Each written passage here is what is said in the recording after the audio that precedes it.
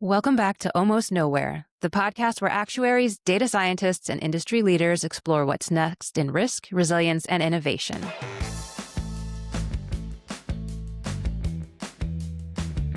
I'm Alicia Burke from the CAS Institute. And I'm Erin Olson from the Actuarial Review. We're recording from the 2025 CAS Annual Meeting in Austin, and today we're talking about a topic that's reshaping both our industry and the world we model, climate risk. Our guest today is one of the leading actuarial voices in this space. Alp Can is an actuary with USI Insurance Services, chair of the Climate Index Task Force, and a contributor to multiple international climate and sustainability initiatives, including the CAS Climate and Sustainability Working Group and the International Actuarial Association's Climate Risk Task Force. Alp's work blends climate science, economics, and actuarial systems thinking. And today, we're going to talk about what it means in practice. Where are we in climate modeling? What's changing across industries? And how actuaries can play a more proactive role in understanding and managing climate risk. Alp, thank you so much for joining us today. Yeah, sure. Thank you for having me. So before we get into the main topics, I know a lot of what you work with can maybe be considered heavy. So for our listeners, what do you do that helps you stay optimistic about the future of climate resilience?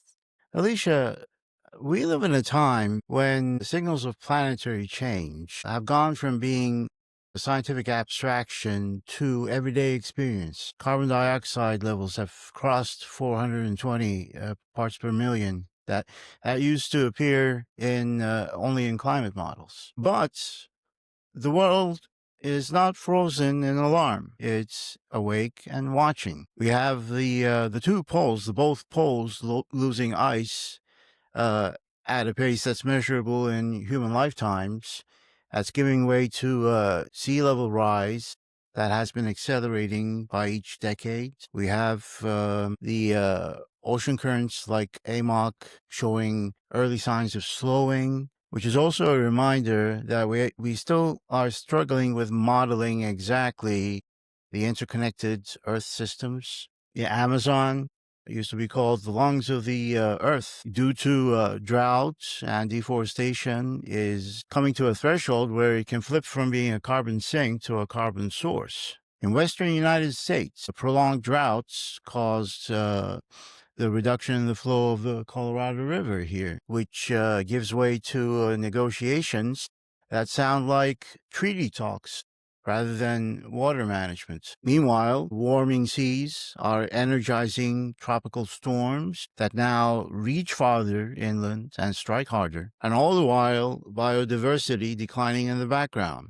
But amid all these sobering news, we should also recognize this something else, that humanity never had better data, tools, and coordination to take on this new challenge. So we know where we are, not only in danger, but also in possession of the means that can steer us away from it. So I guess I would say I'm optimistic that we're awake and watching. Yeah, that's a great message. So Alp, you sit at the intersection of climate science and actuarial science. From your vantage point, where are we right now in terms of understanding and managing climate risk, both as an industry and as a society? We are, I would say, in many respects, in an exploratory phase, whether it be in terms of the disclosures about climate risk that are taking shape, the systems that have to be stood up to enforce resilience against it. There are questions coming our way that we don't know how to answer, but we're working on them. I would say generally, again, as before, that we're awake and alert and on top of the situation. And if you could give the insurance industry a climate readiness score, where do you think we'd rank and why? Well, the NAIC has been running a survey of climate risk exposures of insurers since 2010. In 22, they switched over to the TCFD format.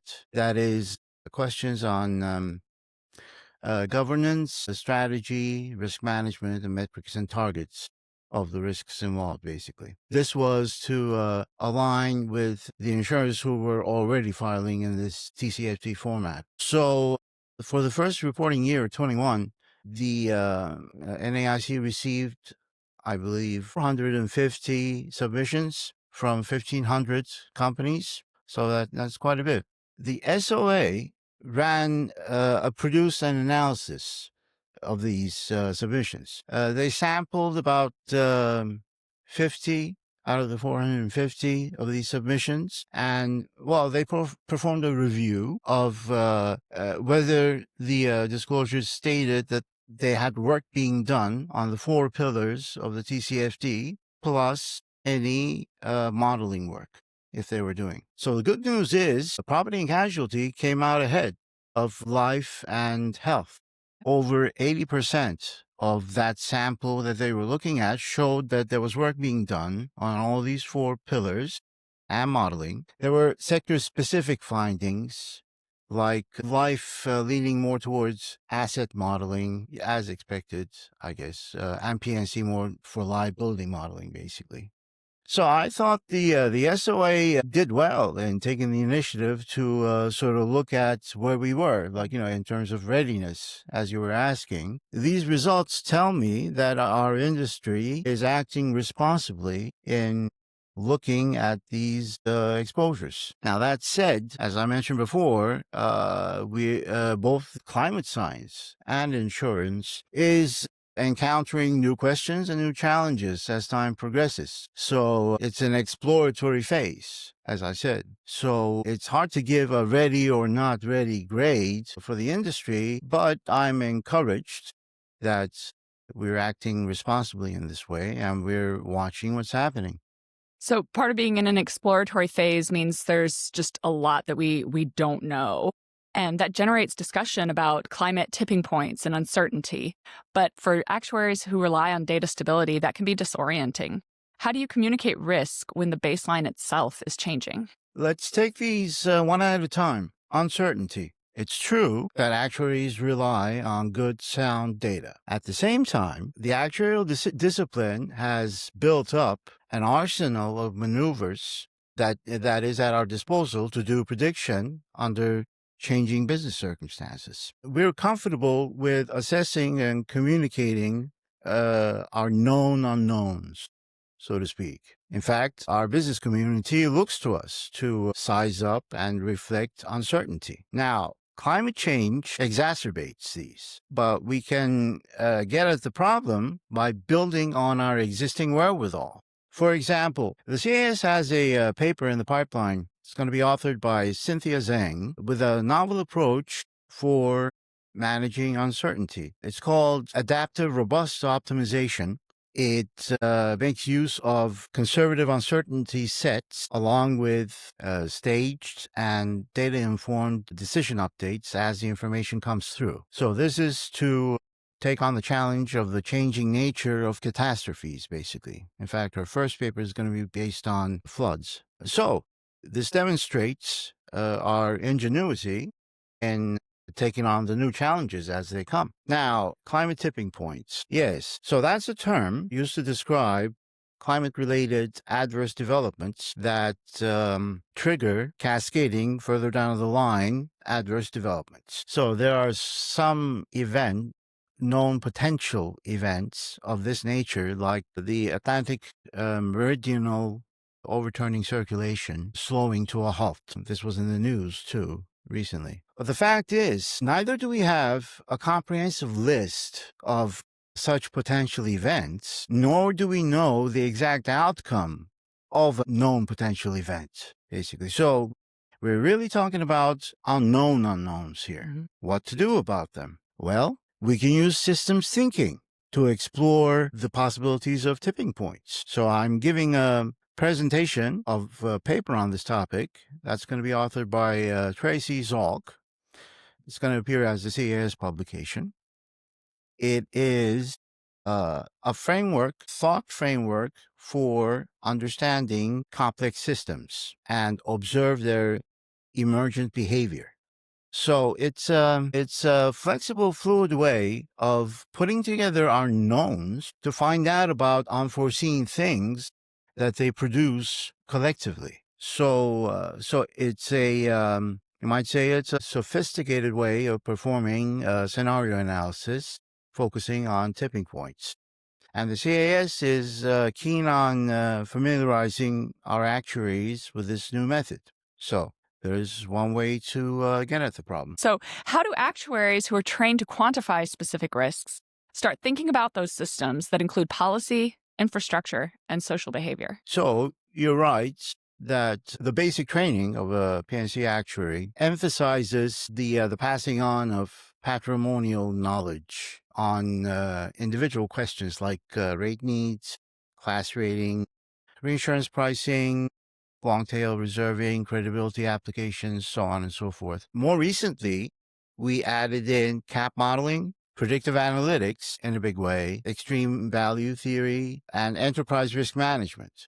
So these show that the CAS envisions that the actuaries take a major role in holistic risk management. In answer to your question, what we have to do is exactly what you said. Start thinking about these things and continue on the path of expanding our knowledge base. Challenges in energy, labor, biodiversity, urbanization, these are things that underpin our recommendations already. So, systems thinking and plural rationality are methods for us to be able to collaborate with experts in these areas and shine. So you see, as the risks of a going concern don't stand in isolation, as the RM says, neither do different disciplines of thinking evolve separately. They're fed by insights from each other. This has always been the case. Human thinking feeds across disciplines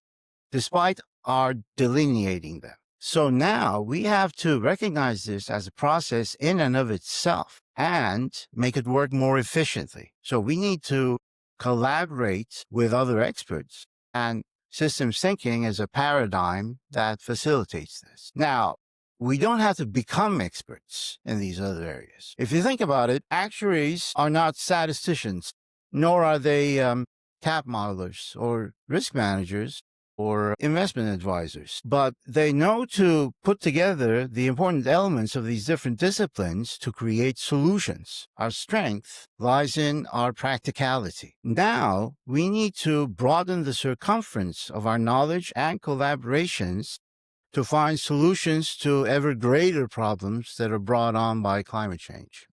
Can we talk a bit about the economics of climate change specifically? So not just the catastrophe losses, but the systemic shifts in energy, regulation, and capital flow. And what major economic dynamics do you see shaping how insurers and corporations might be responding? Yes, climate action is reshaping the economy. That's what it is to it, basically. There's a race on to secure materials like lithium, nickel, rare earths that power the new energy systems. And that's bringing geopolitics front and center. Labor markets are shifting. The transition is not just about clean technology. It's also about retraining your analysts, coders, electricians for the new infrastructure logic, carbon pricing, and credits. Imperfect as they are, they're acting as incentive and a mirror at the same time, in the sense that they reward progress in this way while exposing attempts at greenwashing. The financial institutions are pricing climate risk into valuations and lending decisions, thereby moving capital to the more sustainable side of the ledger. Infrastructure spending, that's being reimagined with redundancy and climate resilience in mind.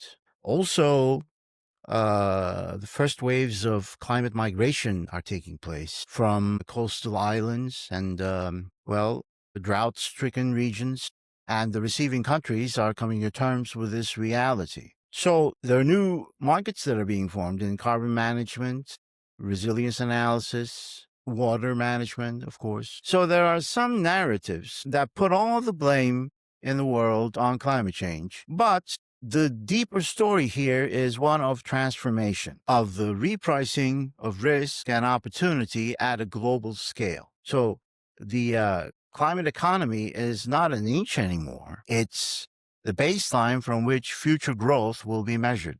So speaking of measuring future growth and other things in this conversation, how are the conversations around disclosure and accountability evolving, especially with frameworks like the TCFD, which for our listeners who may be unfamiliar with that, it's the Task Force on Climate-Related Financial Disclosures.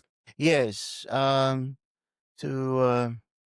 give you a bit of a background, after the 2015 Paris Accords for a limit of 1.5 degrees warming, the TCFD, that task force, made it fast to get down to the business of attaining that target. So in a couple of years, in 2017, they came with their recommendations for a four-pillar analysis of your climate exposures. These are the governance of them, strategies outlined against them, the risk management of them, and metrics and targets that the firms are going to use. So IFRS Foundation, which is a body that makes model financial reporting standards, they branched out into ISSB, charged with turning these TCFD recommendations into model standards. They came through with the standards S1 and S2 along the TCFD lines mid-2023.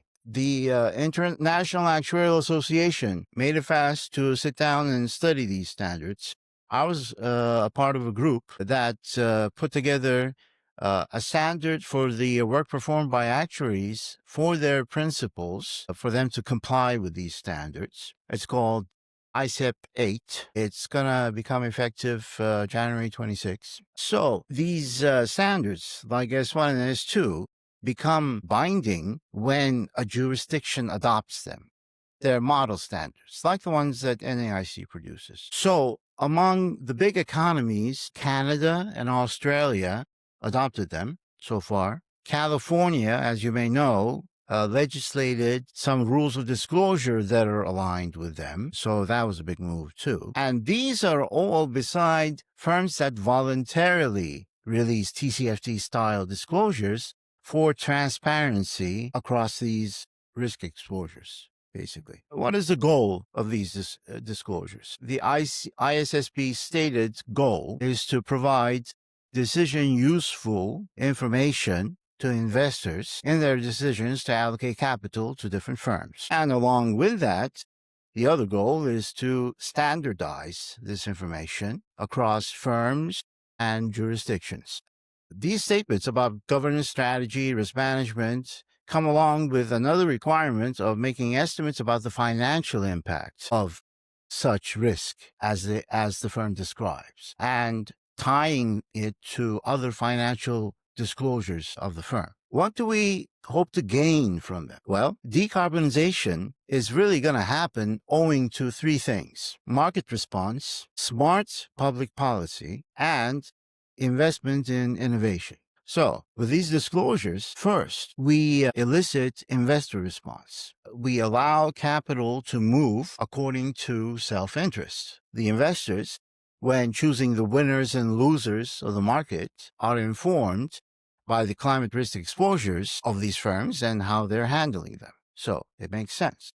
Now, second, they're good for aggregating information about where in the value chain of the existing economy climate risk lies, so that public policy can be tailored accordingly. Now, policymakers have tools and levers at their disposal that can exact tremendous reductions in carbon emissions. But for them to be sustainable, they have to be done in a smart, informed way. And these disclosures collect that information organically by enterprises making an honest assessment of their individual exposures. And the putting of these together provides the information for some smart public policy making. A lot of training material followed after these standards came out. For example, just recently, they put out guidance for putting together transition plans. That's a part of the strategy pillar. So the fact is, S1 and S2 throw out some questions out there for which there are no standard ways of answering. ISSB conducts research and supports firms with how they will address these questions. There's even some play in what is to be disclosed. For example, just recently, they recoiled from requiring emissions from insurance contracts. So it's because the market is coming to terms with these climate risks, basically. It's a work in progress.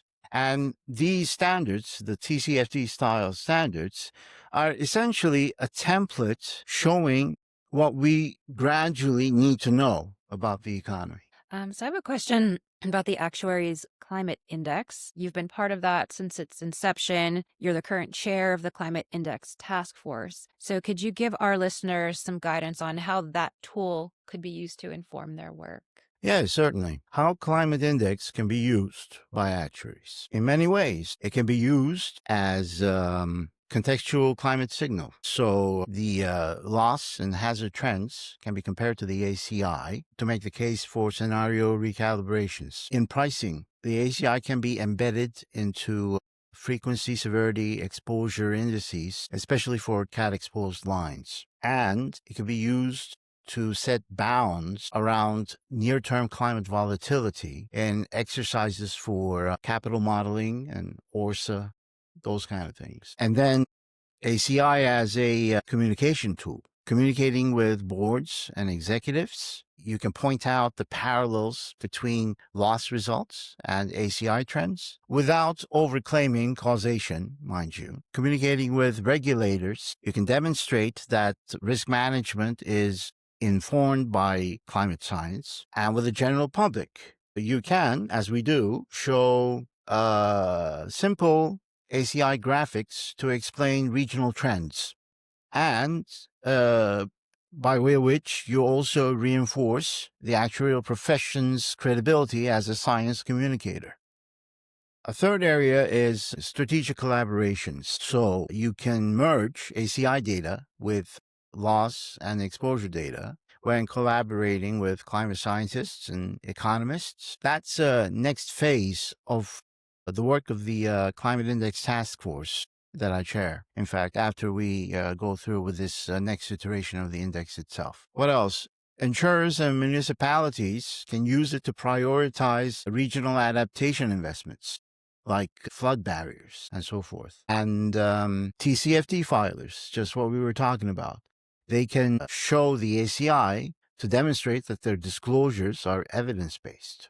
So overall, I'd say we can use the ACI to anchor assumptions, validate trends, and communicate evidence of change. You talked about the levers that are available to affect that kind of change, and you said that it really had to be informed by strong data and analytics. Do you think that actuaries should play a larger role in public policy discussions around climate resilience, or do you think our contribution is mainly analytical? Well, Erin, I think there are several reasons for actuaries to get involved in the public debate on climate change. If we just present analytical indications without contextualizing them, they're liable to get misused by politicians, lobbyists, even scientists to fit their own narrative.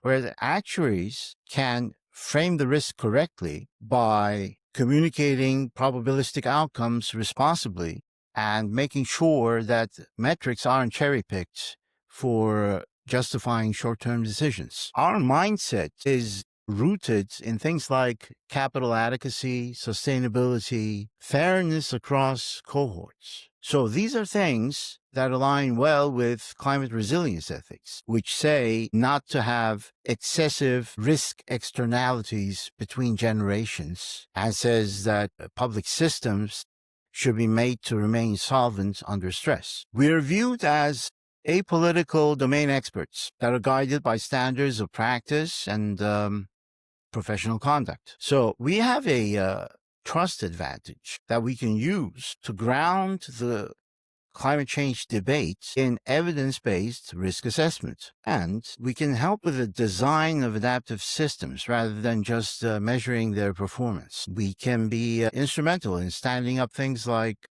cat insurance pools, risk corridors, or climate-linked capital frameworks.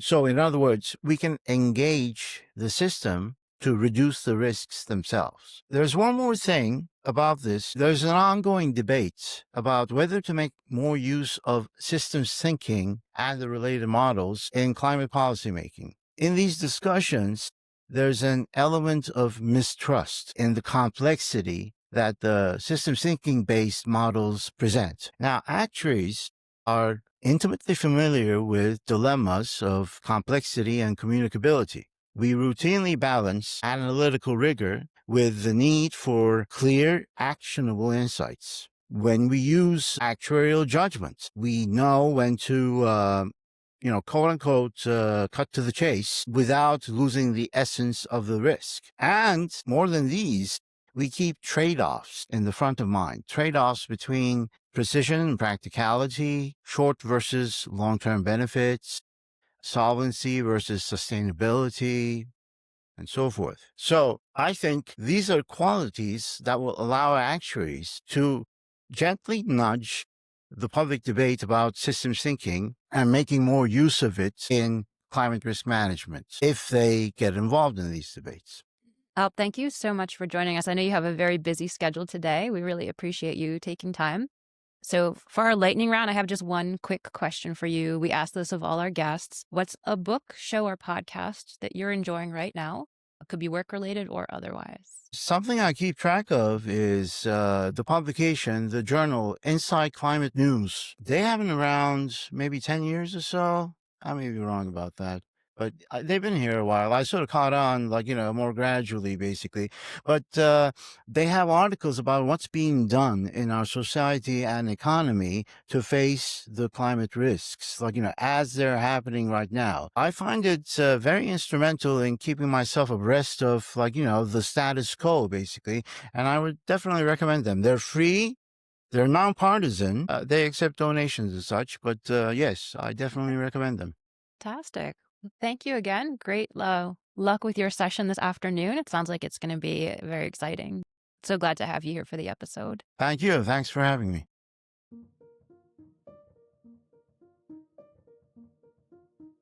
Okay. So Erin, thank you so much for co-hosting today. It's a blast. Thanks for having me. Can you tell our listeners a little bit about yourself? They may not have met you out and about in the actuarial world. Sure. Yeah. So I am a pricing actuary at USAA. I am an active volunteer with the CAS. I've been volunteering through my regional affiliate, through the University Outreach Working Group, and currently serving as the Vice President of Engagement, overseeing a lot of different engagement activities with the CAS. So did anything that Alp said today really jump out for you? Yeah. I liked how he talked about our superpower as actuaries is understanding a lot of disciplines and how they all fit together, even though we're not necessarily experts in each and every one of them.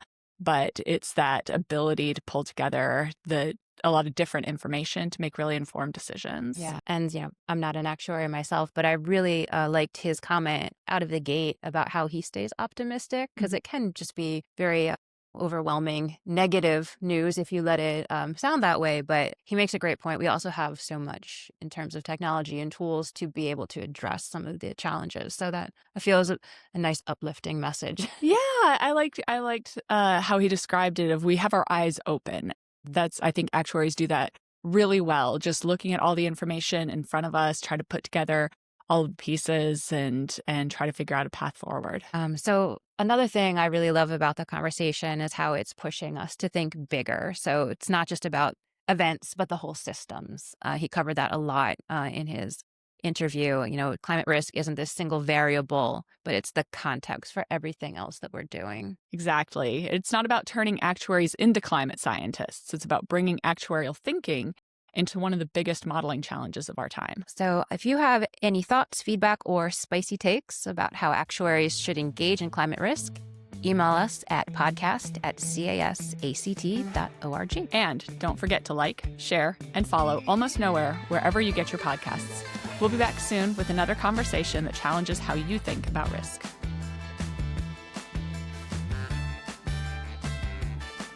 The views and opinions expressed by the host and guests on this podcast are their own and do not necessarily reflect the official position of the Casualty Actuarial Society, its subsidiaries, or the employers of the hosts and guests. This podcast may discuss topics related to insurance and regulatory issues, but the information shared should not be considered as legal or regulatory advice.